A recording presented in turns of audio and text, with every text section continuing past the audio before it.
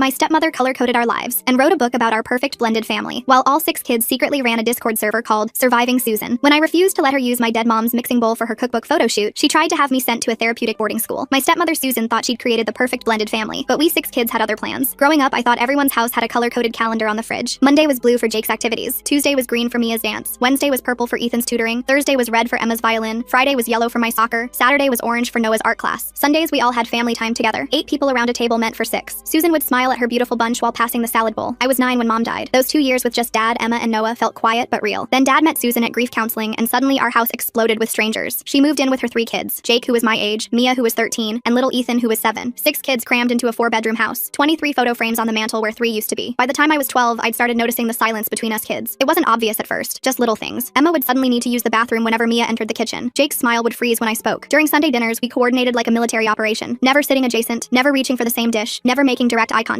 Susan would joke about having the most organized children in the world. We'd all laugh, but it sounded like breaking glass. By the time I turned 13, I'd mapped out the invisible war zones in our house. The basement rec room, where Jake accidentally deleted my saved games every week. The kitchen island, where Mia planted her homework exactly where Emma liked to eat breakfast. The bathroom cabinet, where someone kept moving someone else's stuff to the guest bath. I thought we were just adjusting. Susan called it beautiful chaos. The real education came from my sister Emma. She started pointing things out. Notice how Jake's suddenly allergic to our laundry detergent? Or, why does Mia get migraines every time we want to watch our mom's favorite movie? The 6 of us had created an elaborate system of avoiding each other while maintaining Susan's fantasy of harmony. At Susan's 40th birthday party, she insisted we all contribute to the celebration. The kitchen became a battlefield disguised as birthday prep. Emma used the last of the vanilla extract that Mia needed. Jake hid the good mixer when he saw me looking for it. Noah, accidentally, knocked over Ethan's decorating supplies. By evening, we had 6 separate desserts, each more passive-aggressively presented than the last. Susan thought it was wonderful. My babies all wanted to make me something special. The breaking point happened when I was 15. I needed to print an essay and borrowed Mia's laptop. That's when I saw the Discord server, Surviving Susan. All 6 kids were members, even little Ethan. The messages went back 3 years. Jake had started it after Susan's first family bonding camping trip, where she made us share tents. The chat was brutal. Bathroom schedules updated in real time. Warnings about Susan's moods, countdown timers to the ends of forced family activities. The channel that made my hands shake was called Exit Strategies. Jake was counting days until college. Mia had mapped out which relatives would take her for summers. Emma was researching early graduation. Noah had boarding school brochures hidden under his bed. Even Ethan, only 10 years old, had asked about sleepaway camps. But the worst channel was Things We Can't Say. Emma had posted about hearing Susan humming in our mom's kitchen and wanting to scream. Noah admitted he sometimes forgot mom's voice and hated Susan's laugh for filling the silence. Jake had written at 2 a.m. I know it's not your fault your mom died, but I hate you all for existing in my house. That night at dinner, I watched us perform our usual symphony of false smiles and calculated kindness. Susan told her favorite story about how blessed she was, how other moms at book club envied her harmonious household. Emma gripped her fork so tight her knuckles went white. Jake stared at his plate like it held the secrets of the universe. Mia's eye twitched every time Susan said, family. Noah was sketching escape routes on his napkin. Ethan had already perfected the 1,000-yard stare. I realized then that Susan had built her dream life on the backs of 6 kids who'd given up their authentic selves to maintain her delusion. She genuinely believed we were siblings who'd chosen this bond. She had no idea she was the only thing keeping 6 traumatized children trapped in the same house, performing happiness while we counted days like prisoners. Susan announced she was writing a book about our journey. She wanted to help other blended families achieve what we had. 2 weeks later, during her family cooking day for the book's photo shoot, she reached for mom's vintage mixing bowl, the one with the tiny chip from when I was 5, the one mom used for Christmas cookies. She handed it to Ethan, telling him to smile for the new family traditions chapter. The words ripped out of me before I could stop them. That's not yours. Everyone froze. Susan's smile flickered. Susan's photographer captured the moment perfectly. My face contorted with rage, her smile frozen in confusion. Ethan clutching the bowl like a lifeline. The camera clicked again as I stood there, realizing what had just escaped my mouth. Susan's smile hardened into something I'd never seen before, something that made my stomach drop. Her voice dropped to a dangerous quiet that made all 6 kids hold their breath. Ethan's knuckles went white around the ceramic bowl. Dad appeared in the doorway, his coffee mug halfway to his lips. I couldn't stop myself. The words tumbled out louder, clearer. I pointed at the bowl in Ethan's hands. My voice shook, but I kept going, explaining how mom had used it every Christmas, how she'd let me lick the cookie dough from its sides when I was little. Susan's voice trembled as she responded, insisting we were all family now, that these were our traditions to share. The photographer kept clicking away, capturing every second of the unraveling. Emma stepped forward and placed her hand on my shoulder. Her whispered warning to stop came with a supportive squeeze that told me she understood. Across the kitchen, Jake pulled out his phone, his thumbs moving rapidly while his face remained completely blank. Susan's eyes darted to his screen, then back to me. Susan's hands shook as she dismissed the photographer with brittle cheerfulness. She insisted this was just a family moment, that they could reschedule the shoot another day. The photographer packed up quickly, sensing the tension that crackled through the kitchen like electricity. Dad entered fully, demanding an explanation for the disruption. I caught Mia raising her phone slightly, her finger tapping the screen. Later, I'd learned she'd screenshotted Susan's expression of pure rage before the mask of concern slipped back into place. Susan spun the story expertly. She spoke of hormones and grief, of totally normal resistance to change in blended families. Her voice dripped with false understanding as I tried to protest, to explain about the bowl, about everything. The other kids stayed silent, their faces carefully neutral as they'd learned to be. Dad suggested I take a walk to cool down. His voice held that particular tone of forced calm that meant he didn't want to deal with conflict. As I headed for the door, I saw Susan pull out her phone, her fingers flying across the screen. I recognized her damage control mode, the same frantic texting she did whenever one of her book club stories didn't land quite right. In the garage, Noah found me slumped against Dad's workbench. He showed me his phone screen without a word. The Discord server was exploding. "It's happening" filled the screen, messages from all 5 siblings flooding in faster than I could read. Jake had posted a play-by-play of the kitchen confrontation. Mia had uploaded the screenshot of Susan's rage face. Even little Ethan had typed "finally" in all caps. Emma appeared minutes later, closing the garage door behind her carefully. She pulled out her phone and showed me a folder I'd never seen before. Years of comparison photos filled the screen. Susan's Facebook posts versus reality. The Thanksgiving where she claimed we'd all cooked together, but the timestamp showed us kids in separate rooms. The spontaneous family game night that had required 3 hours of threats to stage. And there, at the bottom, a video from Susan's birthday party showing all 6 kids' faces as she gushed about our perfect harmony. We looked like hostages. Through the garage window, I watched Susan gather Jake, Mia, and Ethan in the living room. Emma and Noah pressed against the glass beside me. Susan's gestures grew animated as she spoke to her bio kids, occasionally pointing toward the garage. An emergency family meeting, but only for her real family. The next morning, breakfast became a minefield. Susan announced family therapy appointments to help process grief and adjustment issues. But as she listed the appointment times, I realized she'd only booked one slot for me, solo therapy, to deal with my obvious struggles. Emma's spoon clattered against her bowl. Noah's drawing hand stilled. Jake kept his eyes on his phone, but I saw his jaw clench. At school, the counselor pulled me aside before first period. Mrs. Peterson's face wore that careful expression adults used when they thought you might explode. Susan had called, expressing concerns about violent outbursts at home. The word unstable floated between us like a toxic cloud. I sat there stunned, as Mrs. Peterson asked if I felt safe at home, if I ever had thoughts of hurting myself or others. Jake cornered me by my locker at lunch. His usual cold distance had cracked slightly. 6 kids with a color-coded calendar and family time in air quotes. Susan's running this house like a corporate merger where nobody actually wanted to merge. He told me Susan was freaking out because the photographer had posted the kitchen confrontation on Instagram before she could stop him. Already, comments were rolling in asking if everything was okay, if this was part of the book project. Susan's carefully curated image was developing hairline fractures. After school, I stood with Emma and Noah at the pickup circle, watching Susan's car pull up. She waved cheerfully at other parents as Jake, Mia, and Ethan climbed in. She looked right through us, pulling away without a second glance. We started the long walk home in the winter rain, Emma's violin case banging against her leg with each step. Mrs. Chen from next door stopped me as we trudged up our driveway. She mentioned that Susan had asked her to keep an eye out for any concerning behavior from me. Her voice held a particular emphasis on the word concerning, and she glanced meaningfully at where Noah and Emma stood shivering. Susan had implied I might be a danger to the younger kids. Mrs. Chen patted my shoulder and said she'd told Susan that seemed unlikely, but I should know what was being said. That evening, I discovered Susan had changed the Netflix password. My profile had vanished entirely. Years of viewing history erased like I'd never existed. It was a small thing, but it felt like the beginning of something larger. Digital erasure, one platform at a time. Emma found me staring at the login screen. She sat beside me and pulled up her email, showing me a draft Susan had sent herself, probably accidentally CC'd to Emma's account since they shared a family calendar. The subject line read, Chapter 12, When Love Isn't Enough, Dealing with Troubled Stepchildren. My name appeared 17 times in the first paragraph alone. I was becoming the villain of Susan's story, the problem child who threatened her perfect blended family. Dinner that night was a new level of psychological warfare. Susan served everyone except me, claiming she'd miscalculated portions and hadn't made enough. Dad said nothing, just pushed his own plate slightly in my direction. I pushed it back. Under the table, Mia slid a granola bar across to me, her face never changing as Susan launched into a speech about boundaries and respect in family units. Later, Ethan knocked on my door. He stood there in his dinosaur pajamas, looking smaller than his 10 years. He told me he didn't want the bowl, that his mom was being weird about everything. He said she'd spent an hour on the phone with someone, using words like documentation and patterns of behavior. It was the first crack in Susan's kids' loyalty I'd seen outside the Discord server. Susan's social media became a weapon. She posted a family photo from last month, but I'd been cropped out. The caption read, Protecting my babies from negative energy. Sometimes love means making hard choices. Blessed mama, safe spaces, family first. Within an hour, she had 47 concerned comments from book club friends and PTA moms asking if everything was all right. Dad finally asked what was really going on during our Thursday drive to soccer practice. For the first time in years, we were alone without Susan's orchestration. I showed him the Discord server on my phone, not the messages, just that it existed. His face went through several expressions before settling on something I couldn't read. He asked how long we'd all been pretending. I told him since the beginning. That night, Jake slipped a note under the bathroom door while I brushed my teeth. His handwriting was cramped and urgent. She's looking for boarding schools and therapeutic programs. Heard her on the phone with someplace in Utah. Watch your back. The note was signed with just a J, the first time he'd ever communicated with me directly outside of Discord. The escalation had begun. Susan was systematically building a case that I was the problem, the disruptor of her perfect narrative. But she'd made one crucial mistake. She'd pushed too hard, too fast. And now all 6 kids were finally ready to push back. Susan scheduled my therapy appointment during Emma's violin recital. The timing wasn't accidental. She presented it as concern for my well-being, but I recognized the calculated cruelty. Emma had been preparing for this recital for months. Now I'd have to choose between supporting my sister and attending mandatory therapy with Susan's friend, Dr. Vicky Thompson. I chose Emma. Susan's face tightened when I announced my decision at breakfast. She made several phone calls while I ate my cereal, each conversation louder than the last. By the time I left for school, she'd rescheduled the appointment 3 times, each slot conflicting with something important to me or my siblings. At therapy, Dr. Thompson's questions felt like traps. She asked about my anger toward my mother for dying, whether I resented my father for moving on, if I felt replaced by Susan's children. Every question twisted normal grief into something pathological. I kept my answers short and factual. Dr. Thompson's pen scratched across her notepad with increasing frustration. Noah showed me his sketchbook that evening. He'd been documenting everything for 3 years. Page after page of detailed drawings showed our divided family, dinner scenes with invisible walls between us, birthday parties where smiles looked like grimaces. One sketch showed all 6 kids as marionettes with Susan holding the strings. The visual evidence of our misery was overwhelming. Ethan started refusing to participate in Susan's narrative about my instability. He'd witnessed her practicing concerned expressions in the bathroom mirror, rehearsing phrases about teenage volatility and grief-induced aggression. When she tried to get him to confirm I'd been acting strangely, he shrugged and walked away. Jake noticed his little brother's rebellion and seemed unsettled by it. I spent hours printing Discord conversations, creating a paper trail of our collective unhappiness. The printer ran out of ink twice. I hid copies in 3 different locations, one in the garage rafters, one in the hollow base of Mom's old jewelry box, and one in a plastic bag buried in the backyard. Evidence of 6 kids' desperation, dated and documented. The school suggested family mediation, after Mrs. Peterson's report noted inconsistencies inconsistencies in our family dynamic. Susan insisted I needed individual help instead. That group therapy would enable my manipulation of the younger children. She scheduled another solo appointment with Dr. Thompson, this time during Noah's art show. The pattern was becoming obvious to everyone except Dad. Emma started an anonymous blog about toxic positivity and blended families. She only shared the link with 3 trusted friends, but within days, the comment section exploded with similar stories. Parents forcing instant bonds, kids performing happiness, the exhaustion of maintaining false narratives. Emma's post about grieving mothers being erased by step-family demands got over 200 shares. I followed Susan to her coffee meeting with her book club friends. From a corner booth, I watched her performance. She dabbed at her eyes while describing my violent outburst, how she feared for her children's safety, how heartbreaking it was to watch me spiral. I recorded the entire conversation on my phone. Her friends cooed sympathetically, offering suggestions for therapeutic boarding schools and wilderness programs. Dad's mother called that evening. Susan had reached out to express concerns about my behavior, suggesting it might be best to limit my visits for everyone's safety. Grandma's voice was confused and worried. She'd never seen any concerning behavior from me. I explained what was happening, and her silence spoke volumes. She promised to call Dad directly. Susan's provocations intensified. She'd make subtle comments about my mother's death, leave brochures for grief camps on my pillow, scheduled check-ins about my mental state during homework time. I responded by calmly documenting everything. I kept a notebook where I recorded dates, times, and exact quotes. When Susan realized I was writing during her lectures, her composure cracked. She demanded to see the notebook. I told her I was journaling my feelings, as Dr. Thompson suggested. The lie tasted sweet. The family reunion was 3 weeks away. Susan announced I could only attend if I showed significant progress in therapy and apologized publicly for the mixing bowl incident. The deadline created urgency. My cousins would be there, people who'd known me since birth, who remembered Mom. Susan couldn't risk them seeing through her narrative. Mia found me alone in the kitchen one evening. She glanced around nervously before speaking. Her confession came in a rush. Susan had done this before. In her first marriage, she'd painted Mia's father as unstable when he questioned her parenting. She'd convinced everyone he was the problem until he'd finally left, exhausted from fighting her version of reality. Mia had watched her mother play victim while destroying her father's reputation. The pattern was repeating. Susan's mask slipped during book club at our house. Someone asked about the Instagram photo from the cookbook incident. Susan's carefully modulated voice cracked as she called me an ungrateful brat who couldn't accept love. The room went silent. Several women exchanged glances. Susan tried to recover, but the damage was done. Her perfect stepmother image had shown its first public crack. 2 days later, Susan cornered me in the laundry room. She made her offer clear. Apologize publicly for the mixing bowl incident, support her book project, attend therapy without resistance, or she'd recommend residential treatment to Dad. She had brochures from 3 different programs, all specializing in troubled teens with attachment disorders. Her smile was triumphant as she laid out the ultimatum. Emma's car became our war room. All 6 kids crammed inside after Susan left for her Thursday night yoga class. Susan's playing chess while everyone else thought they were having family dinner, documenting patterns of behavior, like she's building a legal case instead of raising kids. The vote was unanimous. We were done pretending. Jake revealed something crucial. Susan's book advance was already partially spent. She'd used it for the kitchen renovation and new furniture. Without our cooperation for the book's completion, she'd have to pay it back. The financial pressure explained her increasing desperation. We developed a simple strategy. No more covering for each other's absences from Susan's activities. No more fake smiles during photo shoots. No more performed harmony at family dinners. We wouldn't be openly hostile. That would feed her narrative. Instead, we'd simply stop pretending to be the family she insisted we were. The shift was subtle but immediate. At dinner, we sat where we wanted instead of Susan's assigned seats. Jake sat next to me. Mia chose the spot beside Emma. Ethan squeezed between Noah and me. Susan's eyes darted around the table trying to understand the change. When she suggested we were sitting wrong, all 6 kids shrugged in unison. Dad noticed the new dynamic immediately. His confusion was evident as he watched his 3 biological children voluntarily interacting with Susan's kids. Real conversations replaced scripted pleasantries. Noah showed Ethan his sketches. Emma helped Mia with algebra. Jake and I discussed a video game we both played. Susan's smile became increasingly strained. The community began choosing sides. 3 neighbors approached Dad with concerns. Not about me, but about Susan's increasingly erratic behavior. Mrs. Chen mentioned the strange phone calls asking her to monitor me. Another neighbor reported Susan's attempts to recruit her as a character witness for my supposed instability. The third had overheard Susan screaming at me through the fence when she thought no one was around. Susan's publisher requested a family interview for the book's promotional materials. The email sent Susan into a panic. She knew we wouldn't maintain the charade for a professional interviewer. She tried to postpone, claiming scheduling conflicts, but the publisher insisted. The book's entire marketing strategy depended on our beautiful blended family story. Ethan's teacher called for a parent conference. During sharing time, he told his class about the 2 families living in one house, the real kids and the stepkids who had to pretend to be siblings. He'd drawn a picture of 2 separate dinner tables pushed together. The teacher was concerned about the family dynamics. Susan tried to dismiss it as childhood imagination, but the teacher had kept the drawing. I took responsibility for confusing Ethan, telling the teacher I'd been struggling with the adjustment and might have expressed frustration inappropriately. The lie protected Ethan from Susan's wrath while reinforcing my supposed instability. Susan's relief was palpable, but Ethan's grateful smile told me he understood the sacrifice. Our subtle rebellion escalated. We started wearing clashing colors for Susan's staged family photos. We mixed up our positions. Bio kids and step kids intermingled instead of grouped. We smiled, but naturally instead of posed. Susan's photographer friend commented that we looked more relaxed. Susan's jaw clenched at the observation. Susan's attempts to separate us failed spectacularly. When she tried to take only her bio kids shopping, Jake refused to go without me. When she planned a special dinner for just her children, Mia invited Emma and Noah to join. Ethan started calling us his real siblings in front of Susan. Each defection hit her like a physical blow. The explosion came on a Tuesday evening. Dad had left for a hardware store run. Susan cornered me in the kitchen, screaming about how I'd poisoned her children against her, how I destroyed her family, how everything had been perfect until I'd opened my ungrateful mouth. Her voice rose to a shriek. She didn't notice Dad had returned, standing frozen in the doorway with his car keys still in his hand. The silence after Susan realized Dad was there stretched endlessly. She tried to recover, to spin the situation, but Dad had finally seen the truth. His face showed a mixture of shock, guilt, and dawning understanding. He asked Susan to explain what she meant by everything had been perfect. Her stammering response only damned her further. Mrs. Chen organized an informal neighborhood book club meeting. The topic of discussion was Susan's behavior. 6 different women shared concerning observations. The mom from down the street mentioned Susan asking probing questions about my mental health. Another recalled called Susan's attempts to gather negative stories about me. The consensus was clear. Susan was the problem, not me. The school counselor's report became our strongest evidence. 6 different interviews with 6 different kids had yielded one consistent theme. We were miserable. The counselor noted the unusual family dynamics, the clear division between biological and step siblings, and the pressure to perform happiness. She recommended family therapy with a neutral therapist, not Dr. Thompson. Susan's publisher deadline loomed. 2 weeks to submit the final chapter of her perfect blended family guide. Her laptop stayed open on the kitchen counter, the cursor blinking on a blank page. She'd type frantically, then delete everything. The story she'd planned to tell was crumbling, and she couldn't figure out how to spin our reality into her fantasy. Parent pickup became a daily humiliation for Susan. Other parents had heard about her meltdown in the parking lot, witnessed her hissing threats at me when she thought no one was watching. They kept their distance, their children suddenly too busy for playdates with Ethan. Susan's social circle was contracting just as her professional dreams imploded. I maintained grace under pressure, culling Susan's narrative with kindness. When she provoked, I responded calmly. When she accused, I documented quietly. When she threatened, I smiled sadly and walked away. My refusal to play villain frustrated her into increasingly desperate acts. Dad watched it all with growing concern. The confrontation about the book was inevitable. Dad told Susan the project needed to stop, that our family needed to focus on healing without public scrutiny. Susan's response was vicious. She accused him of choosing them over her, of letting his bio kids manipulate him, of being too weak to support her dreams. The argument echoed through the house as all 6 kids huddled in Emma's room. We presented our evidence to Dad the next morning. Timeline of incidents, printed Discord conversations, Emma's documentation photos, Noah's sketches, recorded conversations, witness statements from neighbors. The truth was undeniable and overwhelming. 6 kids united in their misery, forced to perform happiness for a woman who saw them as props in her personal narrative. Susan agreed to postpone the book indefinitely. She framed it as focusing on family healing, but we all knew the truth. Without our cooperation, she had no story to sell. The publisher wasn't interested in another broken blended family. They wanted the fairy tale Susan had promised, the one that had never existed outside her imagination. Her pivot to blogging lasted exactly 1 day. She posted about the challenges of raising troubled stepchildren, how love wasn't always enough, how some wounds were too deep to heal quickly. Within hours, all 6 kids had commented with corrections, clarifications, and contradictory evidence. Susan deleted the post, but screenshots were already circulating among our classmates' parents. The false peace was more unsettling than the war. Susan scheduled separate activities for bio versus stepkids, accidentally admitting what we'd known all along. We were 2 families forced to share space, not one united unit. Her attempts at damage control only highlighted the divide she'd spent years denying. Through the battles, something unexpected had happened. The 6 kids who'd spent years avoiding each other had become actual allies. Jake helped me with homework. I taught Ethan guitar chords. Emma and Mia shared clothes. Noah drew portraits of all of us together, not posed, but laughing genuinely. We'd found siblinghood in surviving Susan's fantasy. Mia received an email from her father. She'd been updating him secretly for months, sharing her fears about her mother's escalating behavior. He'd respected her boundaries but remained concerned. Now he offered escape. A room in his apartment, a different school, distance from Susan's toxicity. Mia printed the email and stared at it for hours. Family therapy with a neutral therapist brought breakthrough and breakdown simultaneously. When asked to share honestly, we 6 kids presented a united front. We didn't want to pretend anymore. We were tired of performing. We wanted authenticity, even if it meant admitting we weren't the blended family Susan had tried to force us to become. The therapist's validation of our feelings sent Susan into a visible spiral. Susan's confession came through tears and rage. She'd wanted to prove she could succeed where her first marriage had failed. She'd needed us to be perfect to validate her choices, to prove she was a good mother, to show the world she could blend a family through sheer force of will. Her desperation had driven every manipulation, every lie, every forced moment of fake harmony. Jake's admission followed. He'd been miserable since day one, but felt trapped by his mother's needs. He'd watched her destroy his father and feared abandoning her would trigger another breakdown, but he couldn't pretend anymore. He was exhausted from performing happiness, from maintaining her delusion, from sacrificing his own truth for her narrative. The evidence was undeniable. Years of messages, photos, videos, documentation from multiple sources. The Discord server alone contained thousands of messages detailing our collective misery. Susan's fantasy was officially dead, called by the very children she'd claimed to unite. Jake just casually drops that mom spent the book money on kitchen cabinets like he's mentioning the weather. Honestly, that timing deserves an award for maximum impact. The truth was messier but real. We were 6 damaged kids who'd found connection in shared survival. Dad's apology came brokenly. He'd been so lost in his own grief that he'd let Susan's fantasy blind him to our suffering. He'd wanted to believe her vision because it meant he hadn't failed us by bringing chaos into our lives. His tears were the first authentic emotion we'd seen from an adult in years. Susan's final manipulation was her cruelest. She threatened to leave and take her bio kids, forcing Dad to choose between his children and hers. The ultimatum backfired spectacularly. Jake, Mia, and Ethan refused to leave. They'd found real family in the battle against their mother's delusions. Susan's own children choosing us over her was the ultimate reversal. Jake's confession broke something fundamental in Susan. Her face crumpled as her oldest child explained his years of misery, his exhaustion from maintaining her delusions. She turned to Mia, then Ethan, searching for loyalty that no longer existed. When even 10-year-old Ethan stepped closer to me instead of her, Susan's carefully constructed world shattered completely. The documentation from the Discord server painted an undeniable picture. Years of coordinated avoidance, shared misery, and desperate escape plans. The therapist reviewed printouts while Susan sat rigid in her chair. Each page revealed another layer of our collective performance, another crack in her perfect family narrative. Dad's face grew paler with every revelation. Susan's attempts to salvage control grew increasingly frantic. She scheduled individual meetings with each of her bio kids, trying to convince them they were being manipulated. Jake recorded his session on his phone. Mia took detailed notes. Ethan simply walked out halfway through. Their unified rejection of her narrative left Susan scrambling for new tactics. The financial reality hit hard. Susan's publisher demanded either the completed manuscript or return of the advance. The money had already been spent on kitchen renovations and furniture meant to stage the perfect family home. Without our cooperation, she had no book to deliver. The deadline passed with Susan staring at blank pages, her laptop cursor blinking accusingly. Dad initiated separation proceedings. Not divorce yet, but a necessary space for everyone to breathe. Susan's reaction was volcanic. She alternated between tearful pleas and vicious accusations. She blamed me for poisoning her children, Dad for weakness, the therapist for bias. Everyone was at fault except her. Moving day arrived with all 8 family members present. Susan packed while we watched, her movements sharp and angry. She tried one last manipulation, telling her kids they had to choose, her or this broken family. Jake helped me carry boxes to her car. Mia organized the kitchen items with Emma. Ethan sat on the porch steps between Noah and me, his small hand gripping mine. The mixing bowl became a final battleground. Susan reached for it, claiming it as hers since she'd been using it. I could have fought, could have made a scene. Instead, I wrapped it carefully in newspaper and handed it to her. She needed it more than I did. My memories of mom didn't live in ceramic. Susan's exit should have felt like victory, but it felt hollow. 6 kids stood in the driveway watching her drive away, her children still with us by their own choice. The house felt different immediately. Not better exactly, but real. No more performed meals, no more staged photos, no more pretending to be something we weren't. Jake claimed the basement room Susan had forbidden him from using. His first act was deleting the surviving Susan server and creating a new one. Just us. The messages shifted from survival strategies to genuine communication. Movie preferences, homework help, shared memes, normal sibling stuff we'd never been allowed before. Mia decided to stay despite her father's offer. She set up a video call schedule with him, but chose to remain with the family she'd found in battle. Her relationship with Emma evolved from careful avoidance to genuine friendship. They painted each other's nails and shared clothes without Susan's forced sisterhood narrative hanging over them. Ethan's adjustment was hardest. At 10, he'd spent most of his life performing happiness. Real emotions confused him. He'd start to smile for photos, then remember he didn't have to pose anymore. Noah worked with him on art projects, teaching him to express feelings through drawing instead of suppression. Dad struggled with guilt and relief in equal measure. He'd failed to see our misery, but he was trying now. Family dinners became optional. Sometimes all 6 kids showed up, sometimes just 2 or 3. The freedom to choose made all the difference. We ate leftovers on mismatched plates and nobody documented it for social media. Susan's attempts to maintain control from a distance failed spectacularly. She created a blog about parental alienation, claiming I'd turned her children against her. Jake, Mia, and Ethan responded with their own posts detailing years of manipulation. The blog disappeared within a week. School noticed the changes immediately. 6 kids who'd previously maintained careful distances now sat together at lunch. We helped each other with homework. We showed up to each other's events because we wanted to, not because Susan scheduled it. Teachers commented on how much happier we seemed. The house reorganized itself naturally. Emma's violin practice no longer had to be scheduled around Mia's dance. Jake's gaming didn't have to accommodate my soccer schedule. We worked around each other organically, the way real families do. The color-coded calendar came down, replaced by a simple whiteboard where we wrote notes to each other. Ethan started calling me his brother without prompting. Not stepbrother, not Susan's careful bonus sibling terminology, just brother. The first time he said it, I had to leave the room. Emma found me in the garage, not crying exactly, but something close. She understood without words. Dad learned to cook beyond basic survival meals. We took turns helping, teaching each other recipes we remembered or finding new ones online. Jake turned out to be surprisingly good at stir-fry. Mia made incredible brownies. We ate our successes and failures together. No photography required. Susan's financial situation deteriorated rapidly. Without the book advance, she couldn't afford the apartment she'd envisioned. She moved in with her mother, who'd always enabled her fantasies. Her social media shifted from perfect family posts to vague inspirational quotes about resilience and starting over. The first holiday without Susan felt strange. Dad asked what we wanted to do for Thanksgiving. The unanimous answer surprised him. Nothing fancy. We made sandwiches and played board games. No matching outfits, no forced gratitude circle, no staged photos, just 6 kids and a dad figuring out how to be a real family. Emma's college applications included essays about authentic relationships versus performed ones. She got into her first choice with a scholarship. The admissions committee mentioned her essay's raw honesty as a deciding factor. Susan tried to take credit on Facebook. All 6 kids reported the post. Noah's art evolved from dark sketches of division to brighter pieces showing genuine connection. His art teacher submitted his portfolio to a youth exhibition. The piece that won showed 6 kids at a kitchen table, no invisible walls between them. He titled it After the Performance. Jake and I developed an actual friendship. We played video games together without keeping score of who won more. He taught me coding. I helped him with history essays. The competition Susan had fostered between us dissolved into mutual support. Mia's dance recitals became family events by choice. We showed up because we wanted to support her, not because Susan demanded it. She performed better without her mother's critical eye in the audience. Her instructor noted her increased confidence and natural expression. Dad started therapy himself, individual sessions to process his role in enabling Susan's fantasy. He came home from appointments exhausted but clearer. He apologized to each of us individually, not for bringing Susan into our lives, but for not seeing what it cost us. The house felt bigger without Susan's oppressive presence. Rooms we'd avoided became communal spaces. The basement, Jake claimed, became a hangout spot for all of us. We set up old gaming systems and had tournaments that ended in laughter instead of silent scorekeeping. Susan's attempts to regain control grew more desperate. She threatened legal action for custody of her kids. Her lawyer dropped her when Jake, Mia, and Ethan testified about their desire to stay with Dad. The judge ordered supervised visits that Susan rarely attended, claiming we'd poisoned her children against her. School events became less stressful without Susan's documentation demands. We attended each other's presentations, games, and concerts because we wanted to. Parents noticed the change in dynamics. Several mentioned how much more natural we seemed together. The mixing bowl returned unexpectedly. Susan left it on the porch one night with a note claiming she didn't need our tainted belongings. I found it the next morning, carefully wrapped in the same newspaper I'd used. We used it that weekend to make cookies, all 6 kids crowding the kitchen. We used both moms' recipes, creating something new. Dad learned to see us as individuals instead of Susan's blended unit. He noticed Emma's music preferences, Noah's art subjects, my soccer statistics. He asked Jake about coding, Mia about dance, Ethan about his dinosaur phase. Conversations happened naturally instead of through Susan's forced family meetings. The final therapy session before Susan officially moved out revealed the depth of our transformation. 6 kids who'd spent years avoiding each other now chose to sit together. We spoke about boundaries, respect, and the difference between forced family and chosen connection. The therapist noted our progress with visible amazement. Susan's last manipulation attempt came through Ethan. She sent him gifts with notes about missing her baby, trying to guilt him into visiting. He brought the packages to family meetings, where we discussed them openly. His decision to donate the gifts to charity came from him, not us. Susan's power over her children had evaporated completely. The new normal settled gradually. Homework happened at the kitchen table with whoever needed help. Dinner was sometimes all 8 of us, sometimes just a few. We learned each other's actual preferences instead of Susan's assigned roles. Jake liked horror movies. Mia preferred mysteries. Ethan loved documentaries about space. 6 months after Susan left, I helped Dad take down the color-coded calendar. Behind it, we found Emma's height marks from when she was little before Susan arrived. Dad traced them with his finger, remembering. We spent the afternoon adding new marks for all 6 kids, not because anyone made us, but because we wanted to document our real growth together. The Discord server evolved into a group chat filled with mundane updates and inside jokes. No more escape strategies or survival tactics. Just 6 kids who'd found real siblinghood in the wreckage of someone else's fantasy. We still called it surviving together, but now it meant something different. We weren't surviving Susan anymore. We were just surviving life together, the way families do. Thanks for reading this story with me. I hope you have a wonderful day. See you next time.